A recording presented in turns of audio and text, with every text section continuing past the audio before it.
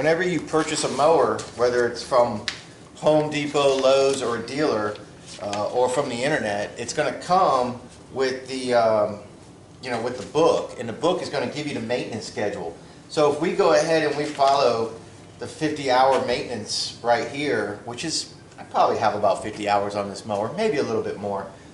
It's going to tell you what to do. So 50 hours of use, or every 6 months. It's going to tell you change the oil. It's going to tell you clean the air filter.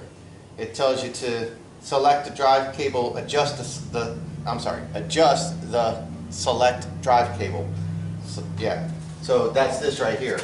All right. Now we did a very thorough maintenance video on this mower a while back, but today we're just going to go over the very basic maintenance of a mower. And this is going to hold true for just about any mower that you buy, regardless of brand or model. A little push mower like this is very easy to work on if you have the right tools. So I want to take a little bit of time and show you guys the right tools for maintenance to make your maintenance easy. If you're side hustling, if you're just a homeowner and you got a mower and you want to do your own maintenance, you don't want to spend 50 bucks or 40 bucks or 75 bucks to bring your mower to a shop.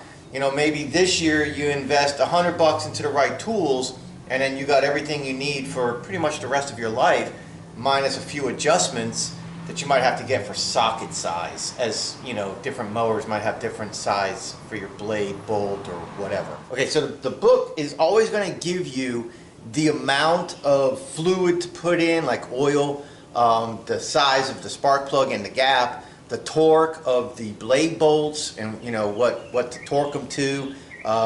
My book does it in foot-pounds. If you have a torque wrench, and I'll show you later, that's inch-pounds, then you would just take whatever they say. If they say 40 foot-pounds, and you go 40 times 12 for inches, 12 inches in a foot, so 40 times 12 equals, what is that, 480? So 480 would be your inch-pounds if you have an inch-pound torque wrench.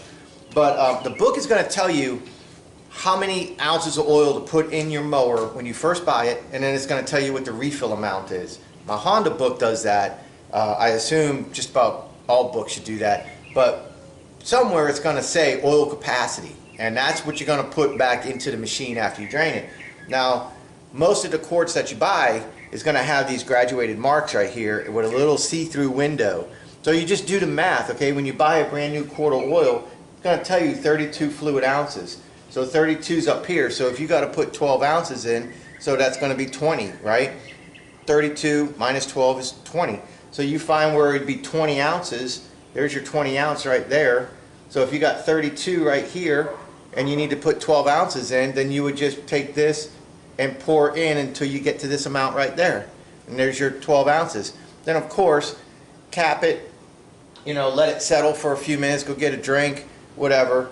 Come back and then check your oil level and make sure that it's right. But 32 minus 12 is 20, and so there's your 20 mark right there. And adjust as necessary. If it's 10 ounces, 8 ounces, 14 ounces, adjust as necessary. You could do it that way.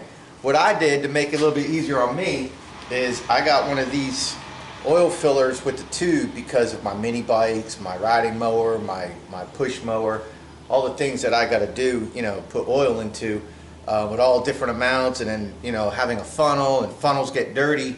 This is capped, so you could fill it, and maybe you could see that this side maybe. There's your 12 ounces right there. So I already filled this with nice clean oil, 12 ounces. Then I let a little bit come into the tube here to get it off the top here because I have it hanging in the garage, and that little bit was dripping out. So I let a little bit go in, but here's my 12 ounces. I poured it in right here. So this is something you can get at auto parts stores. Really cool. Sticking with the oil theme, here you go, Valvoline conventional 10W30. So the book tells me to use conventional motor oil, and it tells me what my temperature range, depending on the range of your temperature, depends on your the oil viscosity that you want to use. Let me see. This tells you the range of the temperature, your temperature, whether your ambient temperature, whether you're using Celsius or you're using Fahrenheit, and that tells you what to use. All right, so right here if your temperature is going to be between 60 to 100, you're safe with 10W30 or 30 weight. Now I like to use 10W30. I like to use the 2 because it starts off a little bit thinner for early lubrication while the engine's cold, and then the 30 keeps the viscosity while the engine gets hot, while the oil gets hot. If you're in colder climates, you can use 5W30, so you have thinner oil from the start, and you know, you got your 30 weight up here as the engine gets hot. It's still going to get warm, you know, the engine and the oil is still going to get hot, so you still need that 30 weight. But if you're in a cold start, you know, down here in the 20s and 30s and 40s, then you're going to want the 5 oil. You're going to want it to be thinner to lubricate sooner. All right, the 10 is for, you know, like I said here. So some people use synthetic oil, and that's cool. I'll never tell anybody not to. I don't. I had a very bad experience with synthetic oil racing stock cars. My engine oil pressure went to 0. My red light came on, the idiot light came on, and I pulled in and I asked my engine builder, I'm like, what the hell, what happened to my oil? And he's like, your oil's there is because we've got synthetic in it. It's so thin, it's lubricating, but it's not registering.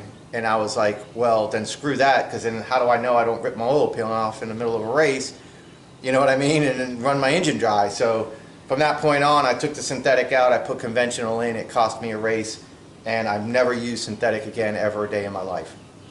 And I've never seized a motor. So to each his own. If you want to use synthetic, use synthetic. It costs like 2 or 3 times more.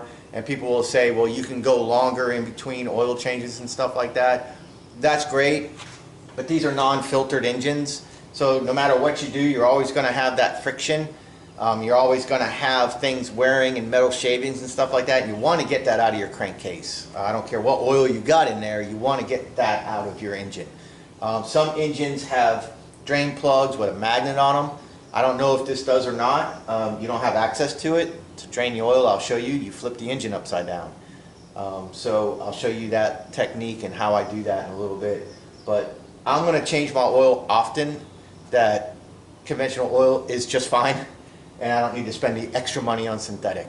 But to each his own. I'm not going to say whether or not you should or should not do it, but I just don't fall for that. Oh, you need to use it. No, I don't need to use anything. Nobody needs to use anything. You can use it if you want, but the book doesn't even say it, so don't worry about it. Don't worry about it, sweetheart. Okay, so that's a little bit about the oil. So that's a nice little device that you can use that I got hanging up there. Next is, you know, it doesn't call for it at the 50-hour mark, but you're going to want to take the spark plug off. So you can go to like Lowe's or Home Depot or go to a lawnmower shop near you or something, and you can get these little spark plug tools right here, and they're multi-sized, real big and smaller. So, you know, and then you just stick a screwdriver in here, and you stick that on the spark plug, and you can break torque on it. All right, these are pretty cheap. Not a lot of little tool sets that you buy are going to come with a big spark plug. That right there is like, that's big. That's like the 15/16 or 7/8 or something like that. That's a big size. My 3/4 deep well socket doesn't fit this spark plug. So this is bigger than 3/4, so it's probably 7/8. So you're going to want that. So you see you got the whole screwdriver, and then you can break torque on it, get the spark plug out. Super simple, super cheap. And I'll try to link to as many things as I can in the video description. Now, if it comes to the blades, you're going to want a nice little torque wrench like this. You can buy this at most like tool places. Lowe's, Home Depot is going to have torque wrenches. You can get them online. I'll try to find you one to link to it. This is a nice inch-pound torque wrench. This will handle just about everything. This will go up to 1,000 inch-pounds. So this will do just about anything you want. And if you want to know, you know, you just divide it by 12. So inches divided by 12 is your foot-pounds, or foot-pounds times 12 is your inch-pounds, like I said. So I got this set right now at 480. Whenever you're using a torque wrench, though, when you're done, bring it back down to its lowest number. Not necessarily 0. Okay, if this is a 100 to 1,000, then you bring it down to 100. Don't go below 100 because it messes the springs up and stuff. But yeah, this right here, I got it set to 480. And 480 is 12 times 40, and the book says 40 foot-pounds. So you got it like this. You can use it like a ratchet. Don't break torque with a torque wrench, okay? torque wrenches or for tightening. They give you that ratchet option if you want, which is great when you're tightening, but one thing in maintenance with aviation, with the helicopters I used to work on, we never leaned on something hard with a torque wrench to loosen it. Okay, use the right tool. Use a torque wrench to tighten. All right, so you can sit here and you can tighten, get it to the point where you want, and you'll hear click, and there you go. Don't go click and then back and then click again. That's double torquing. You don't need to do that. Just torque it until it goes pop, and then that's it. And I'll show you that later. There's 2 bolts under here that holds the blade system on.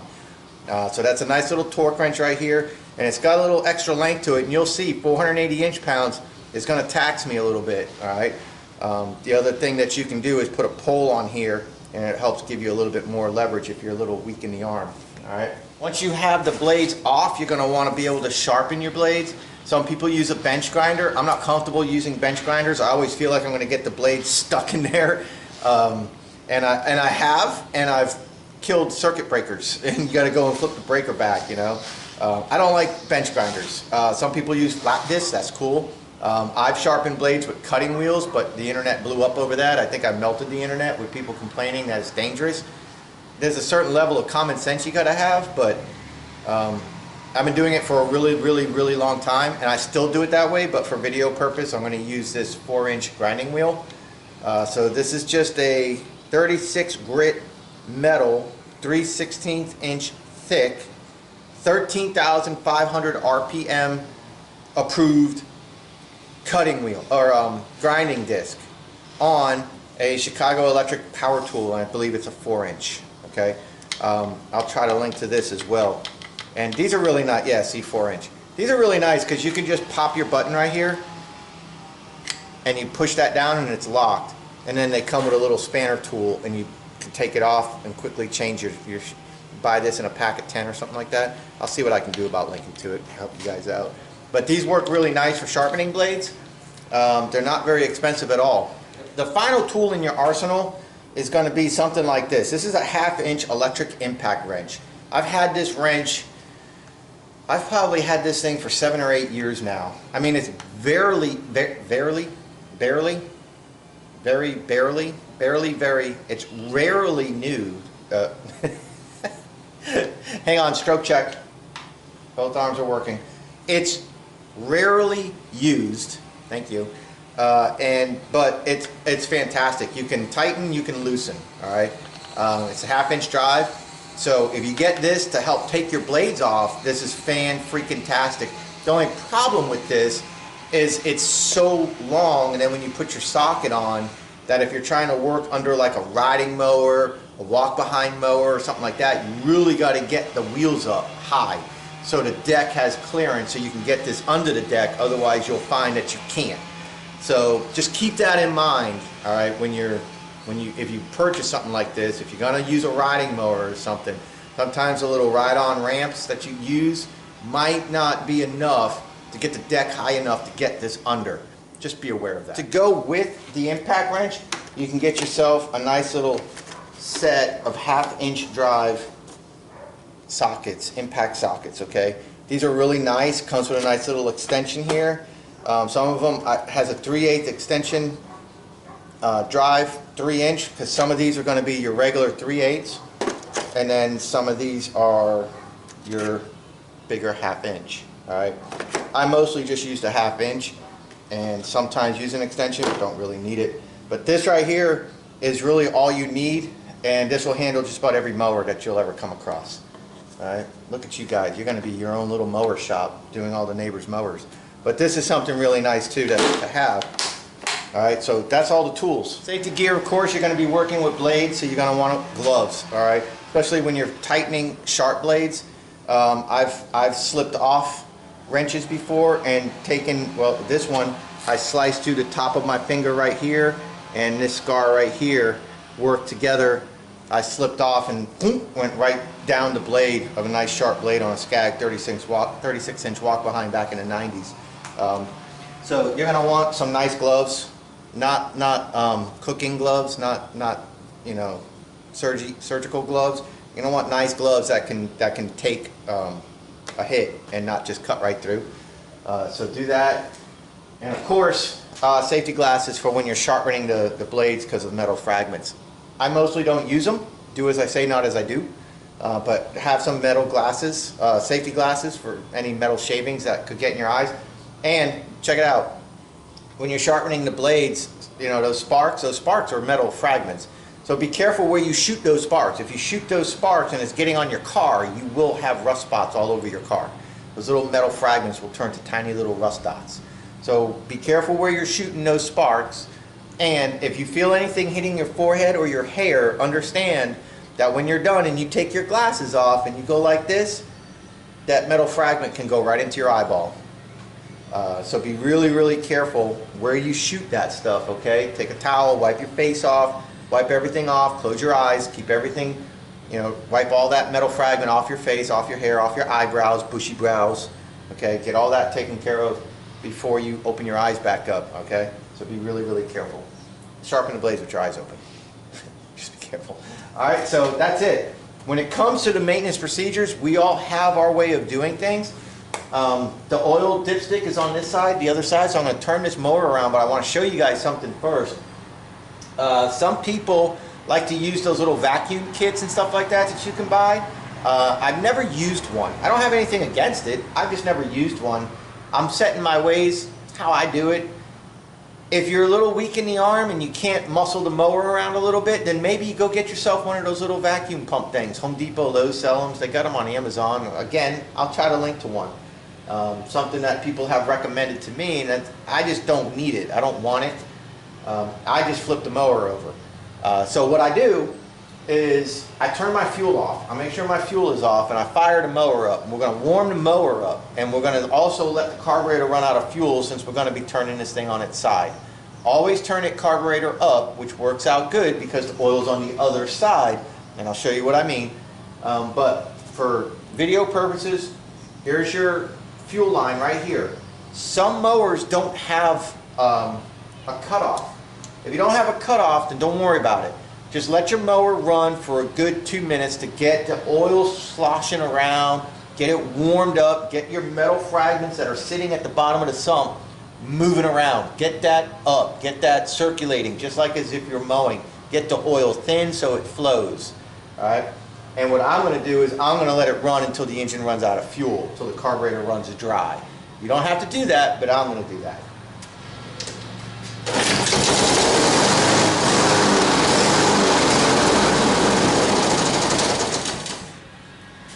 Perfect. I gotta pee. I'll be right back.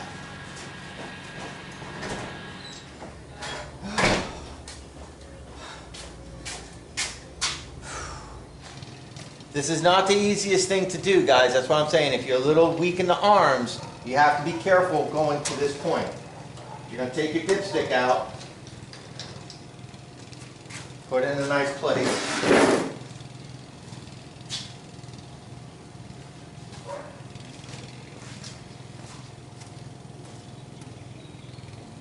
Maybe set yourself up a little drip tray here. Get your little drip pan, put that down on the ground. Alright? And then you're just going to flip the mower and you're going to drain the oil right out of the dipstick into your catch pan down on the bottom. If you don't have a table, you're going to do it the same way, just on the ground. It's a little bit harder for me because I don't have the room here to put my drip pan, so I just let it drip. But come to that side of your mower and drain it. That's why you put a towel there. And that towel is just going to go in the garbage. Drain it out.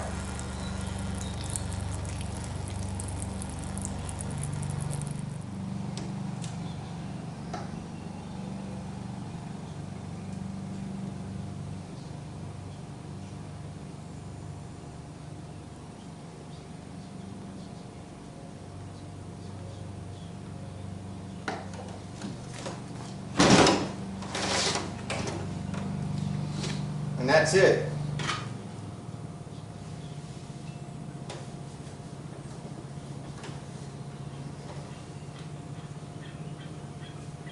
And be really, really careful having your oil open, all right? Be in a habit of putting that dipstick back in place till you're ready to put the oil in it. Because you don't want anything falling in there.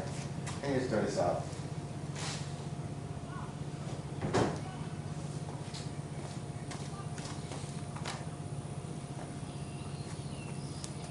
And then there's your oil.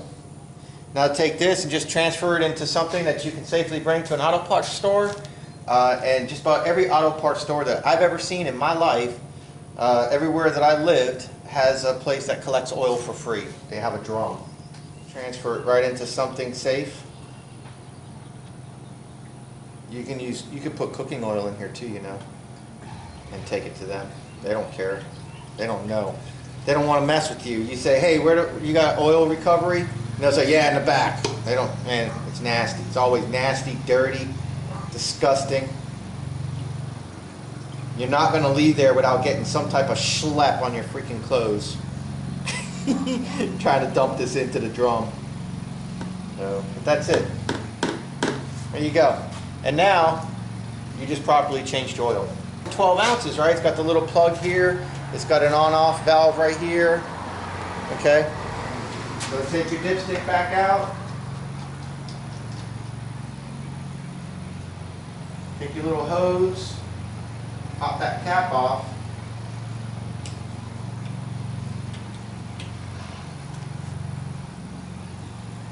Open your little valve up.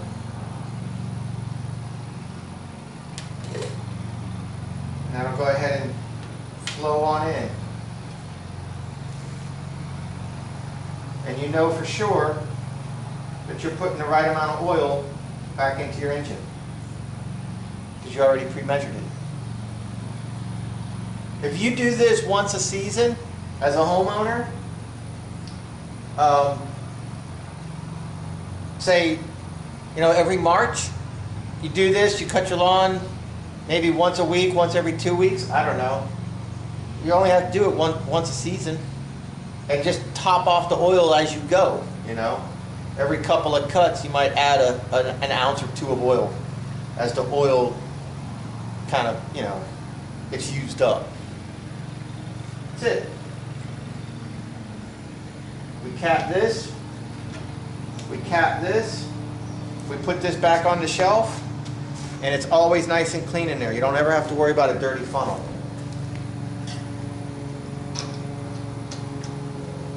Close up your oil. So there we go. We may have let this sit long enough, we could check the dipstick.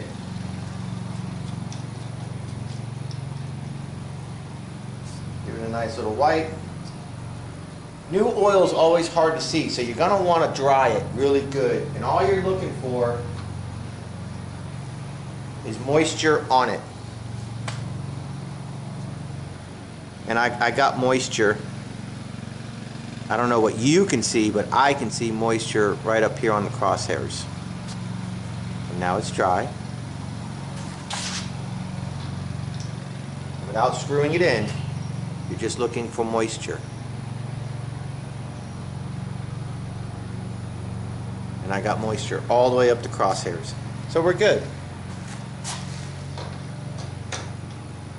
That's how you check and change oil.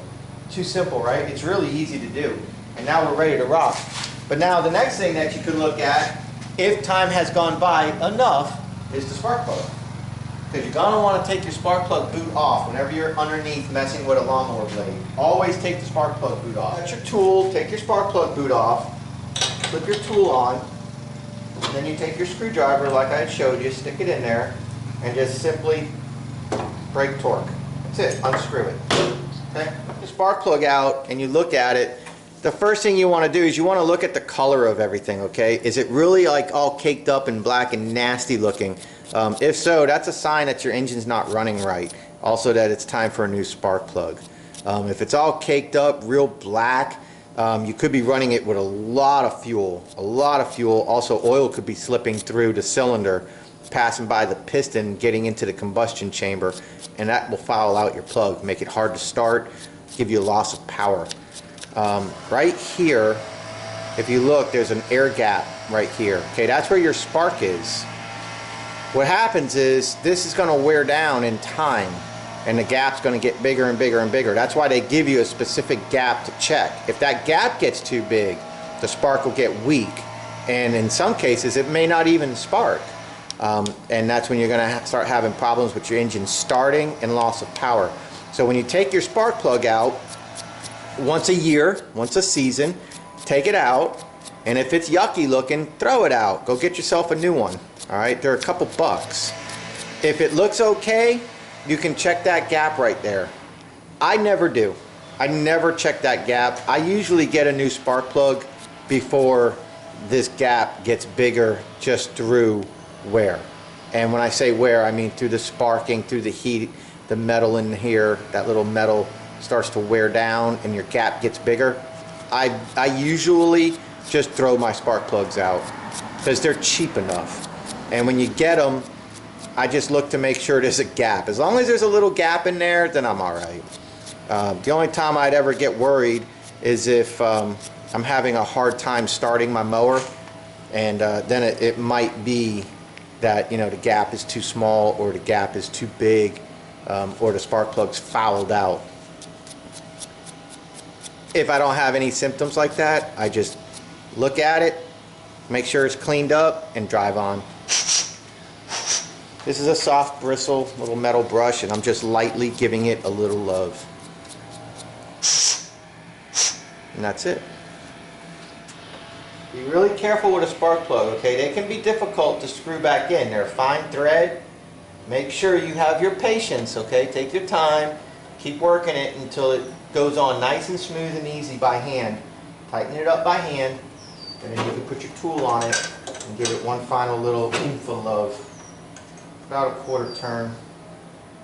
So all you're going to get out of a spark plug that you are putting back on. And then you can put your boot on, fire it up, and you'll be good to go. We're going to leave the boot off because we're going to move into the blades.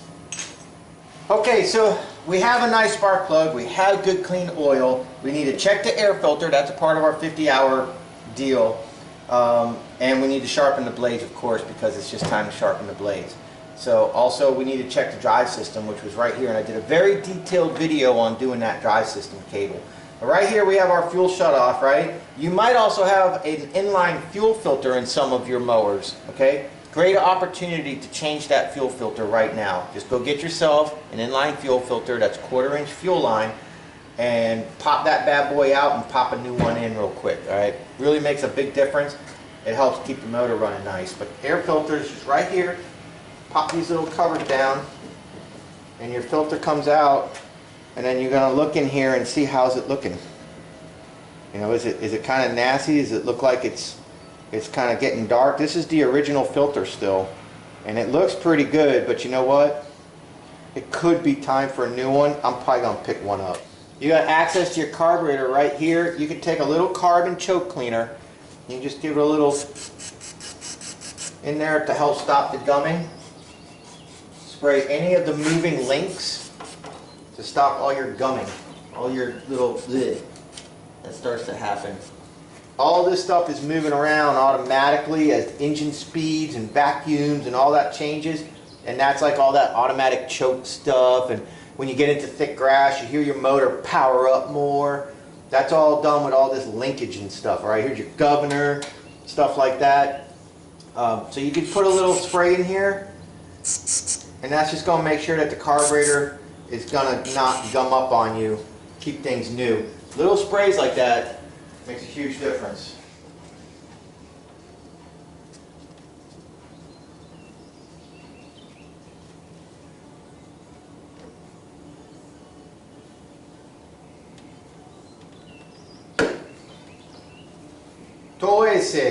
Here's the Honda blade system, and so you see right here you got a bolt and a bolt. These two bolts is what holds the blade on. Now you see how it's a good idea to check every once in a while? I didn't even know that I had caught this up, and what this is the twine that holds pine straw. People's pine straw bales. I don't even know how I would have gotten this collected into my mower, but I sure did. So we need to get that off of there because that's just, not needed to be there. But this is the twin blade system. So you got this big blade right here, and you got this little blade that's underneath. So you got this that cuts the grass at the height you want, and you have this one that chops the grass again before you even get to this leads. So this cuts tall grass down, and then this cuts the rest. And between these 4 cutting edges, it really does a great great job of pulverizing the grass. If I remember right, this is a 5/8, but I'm not sure. Let me see. No, it's 9/16. Yeah, 9/16 fits really nice and tight. So what we're going to do is we're going to use my electric impact, and we're just going to break torque on these 2 bolts, and I'll show you the blade. You want to check for which way is forward, which way is backwards. Okay, so that's tightened, so we definitely want to go up here. And that's it. Hold the blade nice and solid with a gloved hand, but it's not going to spin on you.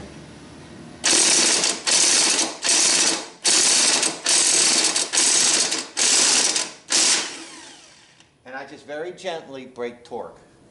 You can do it like this.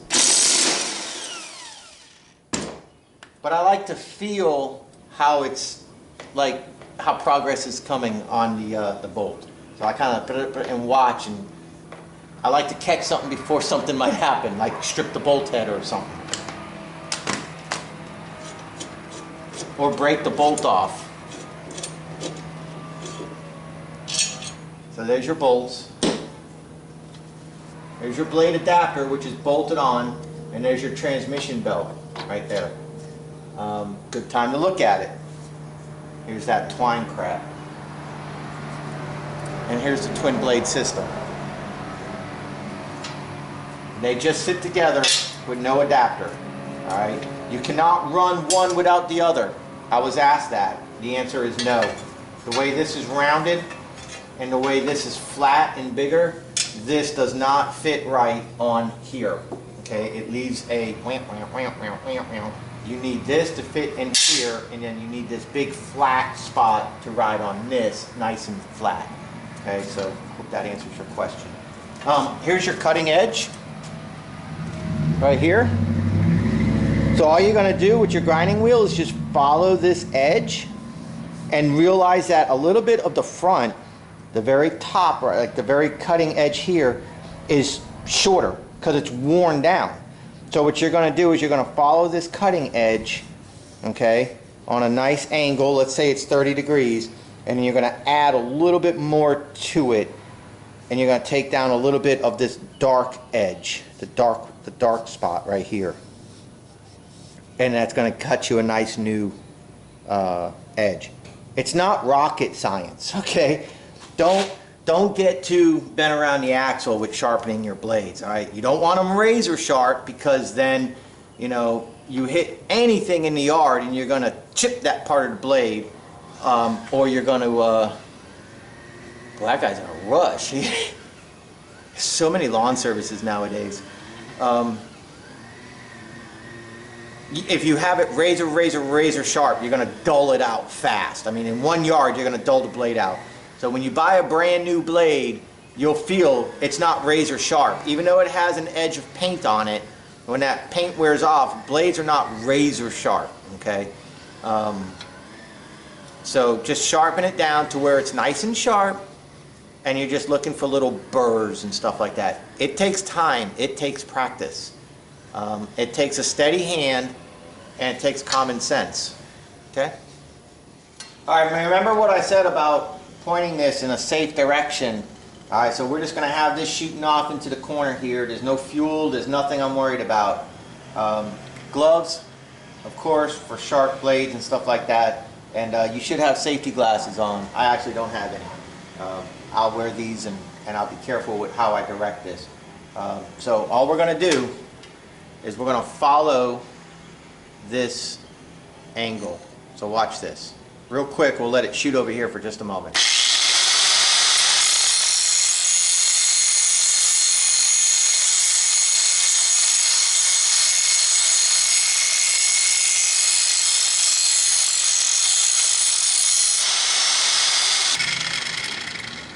Okay, you see how I was very effortlessly just following along. I wasn't pushing hard. I'm not going like this. I'm not doing anything crazy. Just follow along, and as the blade becomes clean and shiny, that's how you make your adjustment, either with your blade or with your hand. What I like to do is I kind of like to lock my hand on my blade, and then I just make my adjustment right here. And I'm not trying to go super tight, or I'm sorry, super sharp. I just want to put a nice edge on. And that's actually a nice edge just that fast. And that was with very little pressure. So I'm going to go a little bit more and finish it up, and then I'll do the other side. If I could like slow it down, maybe I'll try to go slow motion and let you maybe see it a little bit better.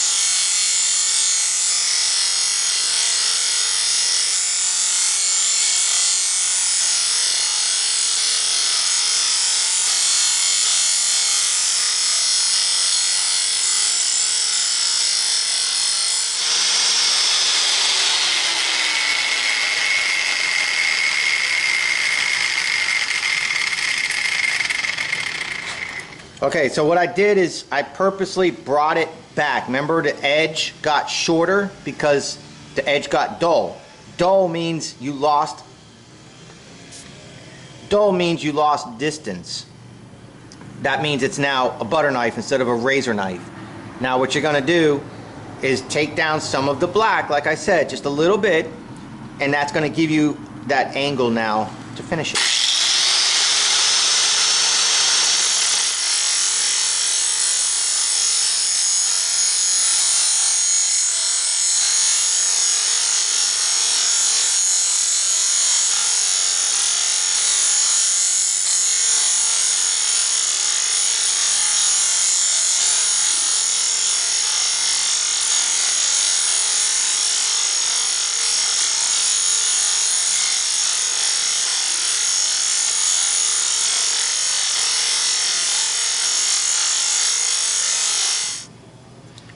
That's pretty sharp, and I am not pushing down hard at all. That's a little dull spot right there, so let me get that.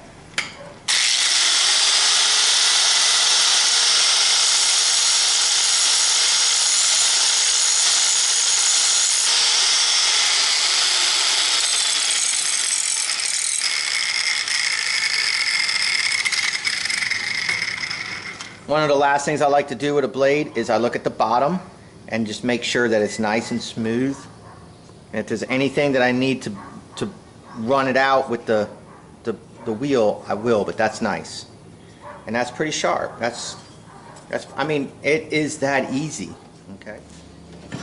Okay, now before you go too far, check that the blade's still in balance. All right, meaning that when you put it on something really, really small, it'll stay. You see it countering each other? It's not going like this. If it started doing stuff like that, then you need to take a little bit of material off the edge of the blade here. That means that you got more worn down here or less worn down here than there. And what'll happen is a blade that's not in balance, if it's really out of balance, you can mess up the bearings on your crank, because that crank is spinning with zero wobble. There's zero tolerance. The bearings are keeping it that way. If you have a blade that's like wow, wow, wow, wow, then you have a lot of pressure on the bearing. You're going to wear that bearing down, and then you're going to start getting slop in your crank. You're going to feel the vibration transfer into the handle while you're mowing. You're going to break that mower. All right, you're going to break the crank. You're going to spin the bearings. You're going to start dumping oil. You're going to have problems. So just make sure that the blade can stay nice and steady like that. If it does that, that's it, man. You're good. And this one has 2 to check. You don't want to use a big object like your finger because that's taking so much meat, it's taking the balance away. So the smaller the item, the object is that you put in here, like a little nail. Okay, a little teeny nail. If I put a washer and balanced a washer right here, it would cause this to go down. One more thing to look at are your wing tips right here, your blade tips. This is what creates lift.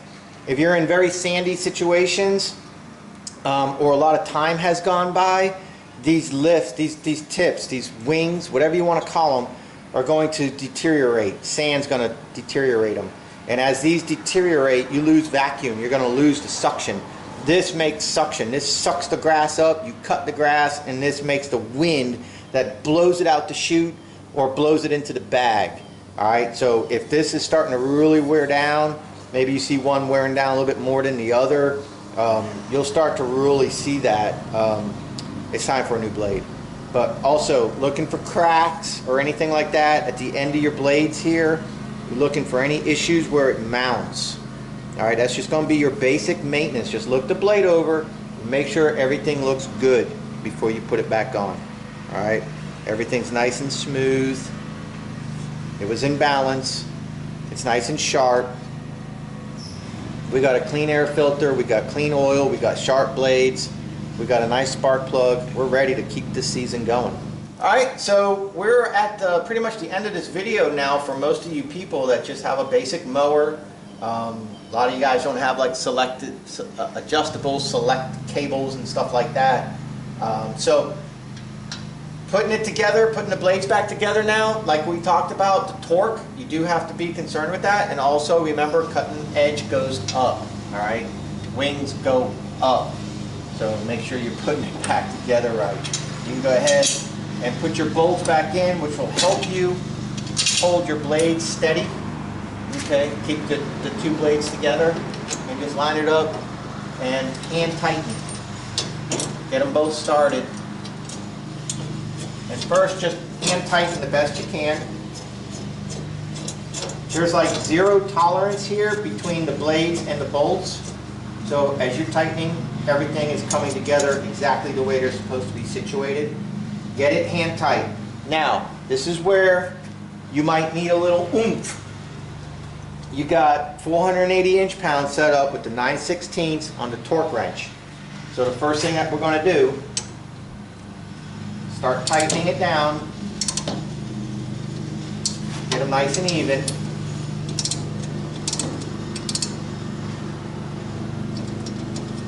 And then we need to find a block of wood to fit.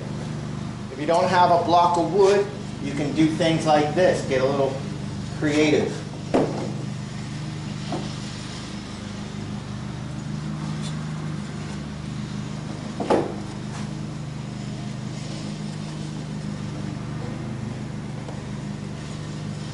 To lock that blade. Now what you're going to do, get your torque wrench on.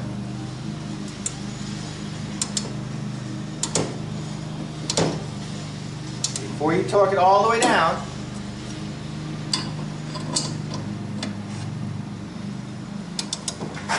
tighten them both up before you lean on them. Make sure you got the blades nice and tight.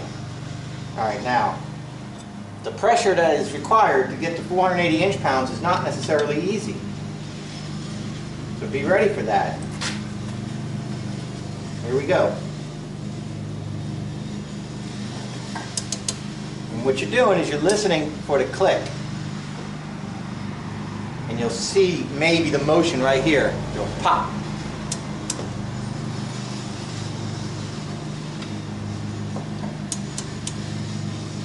All right, here we go.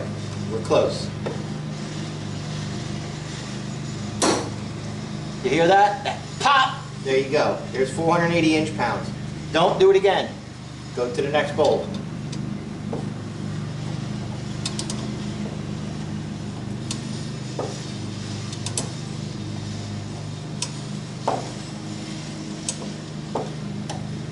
Here we go. There blades are properly secured to the mower. Alright guys, with the tools demonstrated in this video, I can do simple maintenance procedure like this: oil, spark plug, if we had the fuel filter, sharpen the blades, reattach them, torque them properly, with everything that you just saw me do. It takes about 20 to 30 minutes, depending on how many potty breaks and coffee, drinks of coffee you're going to want on a Saturday or Sunday morning. Doesn't take a whole lot. I just showed you guys exactly how to do it, and very safe, very effective ways of doing it. Of course, this is how I do it. It doesn't mean that it's the only way to do it. There's many other ways of doing things, styles and stuff. As you grow up, or as you grew up, you learn things. But maybe you learned something a little bit different today. Maybe you learned something about a torque wrench, or sharpening blades, or the spark plug gap, or something that'll help you in the future, and that's what this channel is all about. Just trying to help the homeowner, the side hustler, the guys that are out there, $25, $30 lawns, trying to put food on the table, and $70 bill at the local shop. Man, that might not be possible for some of you guys. So hopefully videos like this will help you out. It'll encourage you to go out there and do it. Invest in the right tools, and you can do maintenance like this for your neighbors, for your in-laws, for friends, and you can make a little side hustle money, even just working on machines. Simple maintenance, guys. Things like this really make a difference. Let's see if we're worth a crack. Fuel on, spark plug.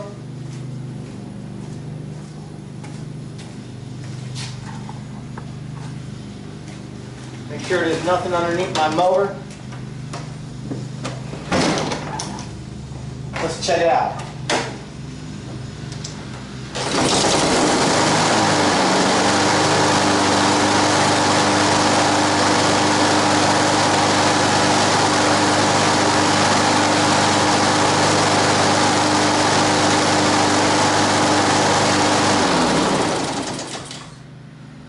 Smooth, no vibration, started right up, first pull, everything's really good. Now that we let it run a little bit, I'm going to go ahead and let the engine cool off for a good 10 minutes, go get me a cup of coffee. I'll come out and do one final check on my dipstick for the oil to make sure we're good, and that's it, guys. I hope you enjoyed this video. I'm going to go on to adjusting my drive cable right here. It's really easy to do. For this particular mower, I did a video about the maintenance, and it says something like, I'll link to it up here. It says something like a lot of great information or something like that. I'll link to it up here, and it shows you how to adjust your drive cable. And all you do is you break torque on this little jam nut right here, and then you take this and you turn it one turn at a time using this little mark, this little dimple right here on this big long barrel nut. One turn at a time. You turn it once, and then you try to push the mower backwards. And you keep doing it one turn at a time. And the book says it'll take about 8 or 9 times. And then once it goes boop, and it won't let you go back anymore, then, without squeezing the handle, just pushing it like this. If it won't let you go back, then you take it and you go now 8 times back. 8 full turns back, and then put your jam nut on, and then go forward to release it, and then it should go backwards with very little drag. And as long as you can go back with very little drag, and you did it 8 times, then you are within the tolerance of that cable. The video explained it all. It's really simple to do. It still feels like, you see how like this, I can feel it.